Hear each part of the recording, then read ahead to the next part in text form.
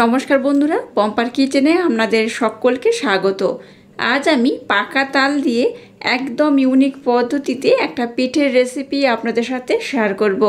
এই পিঠেটা দেখতে এতটাই সুন্দর, শুধু দেখতে নয়, খেতেও কিন্তু অসাধারণ। একবার খেলে বারবার বানাবেন। তাহলে চলুন দেরি না করে একদম অপূর্ব স্বাদের ইউনিক পদ্ধতিতে বানানো এই পিঠের রেসিপিটা দেখে নেওয়া যাক। আজকে পাকা চালের যে পিঠে বানাবো তার জন্য দেখুন এখানে আমি প্রথমে নিয়ে নিয়েছি বড় কাপের মাপ করে 1 কাপ ময়দা, আর দিয়ে দেবো ওই কাপের মাপ করে হাফ কাপ আতপ চালের গুঁড়ি, সামান্য একটু লবণ অ্যাড করলাম, ময়মের জন্য 2 থেকে 3 চামচের মতো সাদা তেল দিয়ে দেব। এবার এই সমস্ত শুকনো উপকরণ একটু ভালোভাবে নাড়াচাড়া করে আমি মেখে নেব। এটাকে একটু ভালোভাবে ডলে ডলে ময়াম দিতে হবে, তাতে করে পিঠের রেজাল্টটা কিন্তু একদম পারফেক্ট হবে। সমস্ত উপকরণ দেখুন খুব ভালোভাবে মেখে নিয়েছি। এবার দেখুন এইভাবে মুঠি করলে মুঠি হবে, আর চাপ দিলে তবেই ভাঙবে। এইভাবে সুন্দর করে এটাকে কিন্তু ময়াম করতে হবে। মিষ্টির জন্য এখানে দিয়ে দেবো 2 চামচ ব্লেন্ড করে নেওয়া চিনি। আপনারা মিষ্টির পরিমাণটা একটু কম বেশি করে দিতে পারেন। আবার সমস্ত উপকরণ একটু ভালোভাবে মেখে নেব। চেষ্টা করবেন এখানে ব্লেন্ড করা চিনি বা মিছরি ব্যবহার করার। চিনিটাকে গোটা কিন্তু ব্যবহার করবেন না, মানে দানা চিনি ব্যবহার না করাটাই ভালো। যদি আপনারা মিছরি ব্যবহার করেন তাহলে মিছরিটাকে ব্লেন্ড করে নেবেন, আর চিনি ব্যবহার করলে চিনিটাকেও ব্লেন্ড করে নেবেন। তাতে করে কিন্তু পিঠের রেজাল্টটা বেশি সুন্দর হবে। এবার দেখুন পাকা তালের পাল্প আমি খুব সুন্দর করে কিন্তু দুধ দিয়ে ফুটিয়ে নিয়েছি। তো এখান থেকে আমি 3 চামচের মতো পাকা তালের পাল্প ব্যবহার করব। আপনারা চাইলে কিন্তু নর্মাল এই তালের পাল্পটাকে জাল করে রেখে দিতে পারেন, আর তারপরই ব্যবহার করতে পারেন। তো আমি এটা দুধ দিয়ে ফুটিয়ে রেখেছি, তারপর আমি ব্যবহার করছি। এবার সমস্ত উপকরণ খুব সুন্দর করে কিন্তু আমি মেখে নেব। এবার এখানে সামান্য একটু আমি জল ব্যবহার করব। এখানে জল না দিয়ে সম্পূর্ণ মিশ্রণটা কিন্তু আপনারা পাকা তালের পাল্প দিয়েও বানাতে পারেন। তবে পাকা তালের পাল্প খুব বেশি দেওয়ার থেকে একটু জল কিংবা দুধ দিলে ভালো হয়। তো আমার হাতের কাছে লিকুইড দুধ নেই, তাই এখানে আমি সামান্য একটু জল ব্যবহার করলাম। এবার মিশ্রণটাকে খুব সুন্দর মোলায়েম সফট করে মেখে নেব। এই মিশ্রণটা যেমন খুব টাইট হবে না, আবার কিন্তু নরমও হবে না, তুলনামূলক একটু হালকা টাইট করে এটাকে মেখে নিতে হবে। মিশ্রণটাকে দেখুন একদম মোলায়েম সফট করে মেখে নিয়েছি। আর এই দেখুন, দেখে বুঝতে পারবেন কতটা টাইট বা কতটা নরম হয়েছে। খুব যেমন নরম নয়, আবার খুব টাইট নয়, এইভাবে কিন্তু মিশ্রণটাকে মেখে নিতে হবে। তো যাই হোক, মিশ্রণটাকে আর একটু মোলায়েম সফট করার জন্য এটাকে 10 থেকে 15 মিনিটের জন্য রেস্টে রেখে দিতে হবে। একটু যদি এই মিশ্রণটাকে রেস্টে রেখে দেন, তাতে করে পিঠের রেজাল্টটা কিন্তু খুব ভালো হবে। তাই এটাকে এবার আমি 10 মিনিটের জন্য কিংবা 15 মিনিটের জন্য রেস্টে রেখে দেব। 10 থেকে 15 মিনিট পর আমি আবার ফিরে আসবো, আর তারপর দেখাবো মিশ্রণটা কেমন হয়েছে। আর এই মিশ্রণটাকে কিন্তু খোলা বাতাসের মধ্যে রাখবেন না, এটাকে ঢাকা দিয়ে রেস্টে রেখে দেবেন। এবার আমি নারকেলের পুরটা বানিয়ে নেব। তার জন্য দেখুন এখানে 1 বাটি আমি নারকেল কুড়ানো নিয়ে নিয়েছি, সেটাকে দিয়ে দিলাম। গ্যাসের ফ্লেমটাকে লো রেখে প্রথমে এই নারকেল কুড়োনোটাকে একটু নাড়াচাড়া করে ভেজে নেব। দিয়ে দেবো সামান্য একটু এলাচ পাউডার। তো একটা ছোট সাইজের নারকেলের জন্য এখানে আমি 100 গ্রাম আখের গুড় ব্যবহার করব। আপনারা চাইলে একটু কম বেশি করে ব্যবহার করতে পারেন। গ্যাসের ফ্লেমটাকে একদম লো রেখে এবার এটাকে একটু ভালোভাবে নাড়াচাড়া করে নেব।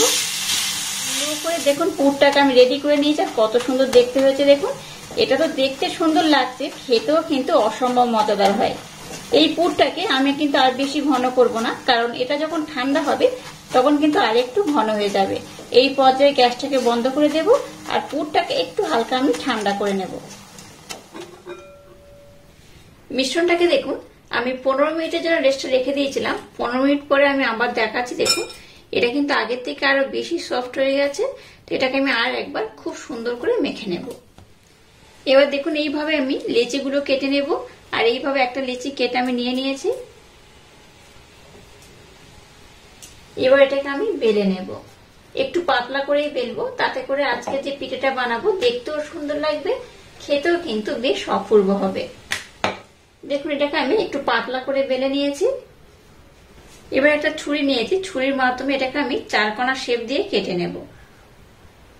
আর বাকি পোর্শনগুলোকে ফেলে দেব না, এটাকে আমি আবারও একই রকম ভাবে কিন্তু বানিয়ে নেব। এটাকে দেখুন আমি 4 কোণা শেপ করে কেটে নিয়েছি। এবার এটাকে আমি এইভাবে 4 টুকরো করে কেটে নেব। এবার যে পুরটাকে বানিয়ে নিয়েছি সেই পুরটাকে এইরকম করে মাঝখানে আমি দিয়ে দেব। খুব বেশি দেব না, অল্প অল্প করেই দেব। এবার দেখুন আমি একটা পিঠে আপনাদের দেখিয়ে দেব। এই দেখুন, এবার এটাকে কোণ করে এইভাবে মুড়ে নেব। এইভাবে কোণ করে মুড়ে নিয়েছি।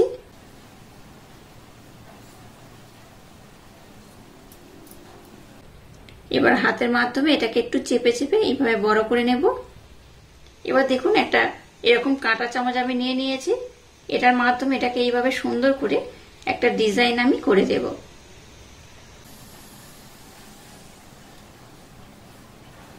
এবারে চামচের পিছনের পোর্শনটা নিয়ে এইভাবে আমি কিন্তু একটা ডিজাইন করব। এই দেখুন,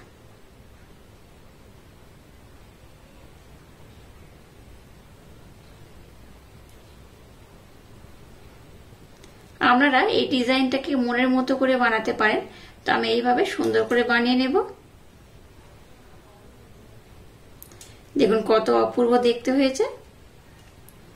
এই পিঠেটা দেখতে যেমন সুন্দর, খেতে কিন্তু তেমনই অপূর্ব, অসাধারণ। এইভাবে একবার খেলে আপনাদের বারবার বানাতে ইচ্ছা হবে।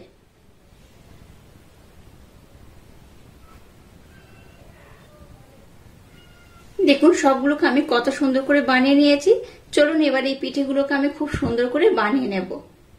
এবার দেখুন গ্যাসটাকে জেলে দিয়ে একটা ফ্রাই প্যান বসিয়ে দিয়েছি, আর ফ্রাই প্যানের মধ্যে অল্প করে তেল দিয়েছি, আর তেলটাকে আমি মিডিয়াম গরম করে নিয়েছি। এবার যে পিঠেগুলোকে বানিয়েছি তেলের মধ্যে আমি দিয়ে দেব। তেলটা দেখেই বুঝতে পারছেন কেমন গরম হয়েছে। খুব যেমন গরম নয়, আবার কিন্তু একদম ঠান্ডা তেলে দিলেও হবে না। এইভাবে যে কড়া ধরবে সে কড়া দিয়ে আমি সুন্দর করে ভেজে নেব। গ্যাসের ফ্লেমটাকে একদম লো দিয়ে এই পিঠেগুলোকে আমি সুন্দর করে ভেজে নেব। আপনারা চাইলে কিন্তু এই পিঠেগুলোকে না ভেজে ভাপিয়েও নিতে পারেন, তবে ভাপানো পিঠে আমরা সবসময় বানিয়ে খাই। একবার হলেও এই পিঠেটা ভেজে খেয়ে দেখবেন, অসাধারণ খেতে লাগে। আর যারা তেলে ভাজা খেতে খুব একটা পছন্দ করেন না, তারা কিন্তু এই পিঠেটাকে ভাপিয়ে খাবেন, তাতে করে খেতেও খুবই সুন্দর হয়। এইভাবে উল্টে পাল্টে আমি একটু লাল লাল করে ভেজে নেব। দেখুন পিঠেগুলোকে একটু হালকা আমি লাল লাল করে ভেজে নিয়েছি। আপনারা চাইলে কিন্তু একটু কম লাল বা একটু বেশি লাল করে কিন্তু ভাজতে পারেন। এই পিঠেগুলো দেখতে যেমন সুন্দর, খেতে তেমনই অপূর্ব, অসাধারণ। একবার খেলে আপনাদের বারবার খেতে ইচ্ছা করবে। তো যাই হোক, পিঠেগুলোকে আমি খুব সুন্দর কালার করে ভেজে নিয়েছি। এবার এই পিঠেগুলোকে আমি উঠিয়ে নেব।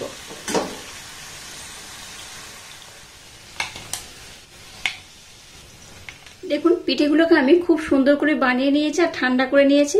এই পিঠেগুলো দেখতে যেমন সুন্দর, খেতে কিন্তু তেমনই অপূর্ব, অসাধারণ।